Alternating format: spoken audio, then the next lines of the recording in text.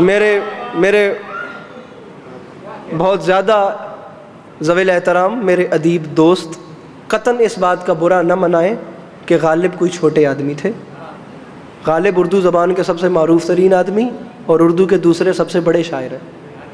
غالب امام الشعراء ہیں اور غالب اتنے بڑے معتقد علی تھے کہ مفتی بھوپال نے باقاعدہ طور پہ فتویٰ لگا دیا تھا کہ غالب جہنمی تو تم پہلے ہی تھے، لیکن علی علیہ السلام کی یہ شان بیان کر کے اب تو نے جہنم کنفرم کر لی ہے. کل کے لیے کر آج نہ خست شراب میں، یہ سوء ظن ہے ساقی کوثر کے باب میں. غالب ندیم دوست سے آتی ہے بوئے دوست، مشغول حق ہوں بندگی بو ترا. سامعین گرامی، جسے نہیں یقین وہ لگوائے ویزا، کٹوائے ٹکٹ اور جائے علی گڑھ یونیورسٹی میں سر سید احمد خان کے بلاک میں. آج بھی وہ مفتی بھوپال کا خط پڑا ہوا ہے جو اس نے غالب کو لکھا تھا، بلکہ گوگل کر کے دیکھیے کون سی چیز ہے جو گوگل پہ نہیں ہے. وہ خط آج بھی موجود ہے.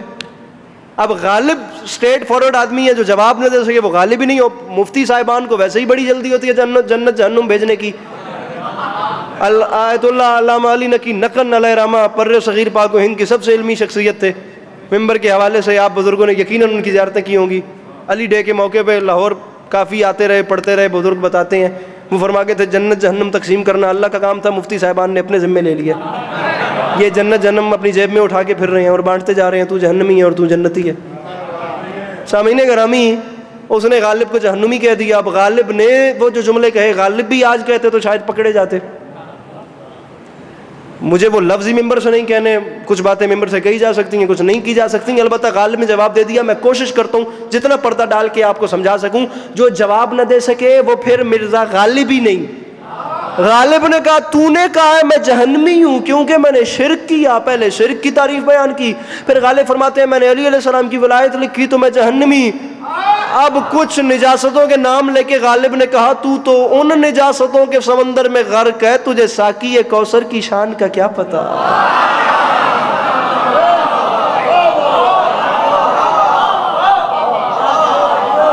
اب غالب کا شعر سنیے. اب غالب کا باخدا ایسی باتیں ہیں کہ آج کے دور میں کوئی بھی کرتا تو وہ پکڑا جاتا. وہ محلہ بلی مارا گلی قاسم جان میں، پرانی دہلی چاندنی چوک، جہاں غالب نے زندگی کے آخری 8 سال گزارے. وہ جو گھر تھا وہ گھر غالب کا بالکل مسجد کے ساتھ تھا. غالب حویلی مسجد کے پڑوس میں. میرے بھائیو 1 منٹ کے لیے ذرا اپنے ہاتھ کھولیے گا. میں چاہتا ہوں کہ آپ لوگ کھل کے میری بات آپ لوگوں تک پہنچے اور آپ لوگوں کے چہروں میں مسکراہٹ آ سکے. مسجد کے ساتھ غالب کا گھر ہے اور غالب اتنا اسٹریٹ فارورڈ آدمی ہے کہ وہ لکھ رہے ہیں مسجد کے زیر سایہ ایک گھر بنا لیا ہے، ایک بندہ کمینہ ہمسایہ خدا ہے.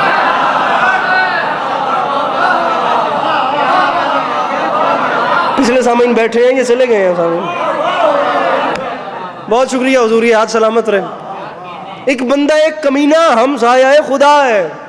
اب وہ اس لیول کا بندہ تھا، وہ مفتی بھوپال کو جواب نہ دے سکے، یہ تو ہو ہی نہیں سکتا.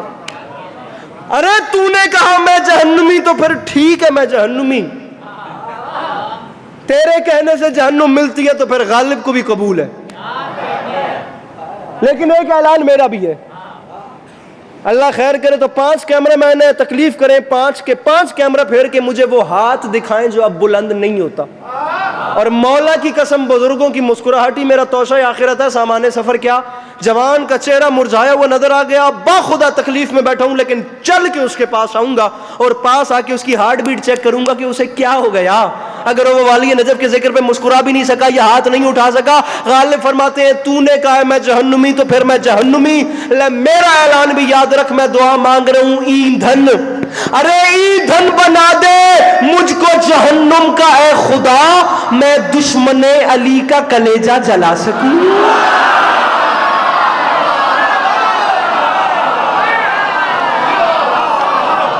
میرے مولا آپ کو سلامت رہے آپ. ٹھیک ہے حضور، گزارش سمجھ میں آ رہی ہے کہ نہیں؟ ایندھن بنا دے مجھ کو جہنم کا اے خدا، میں دشمن علی کا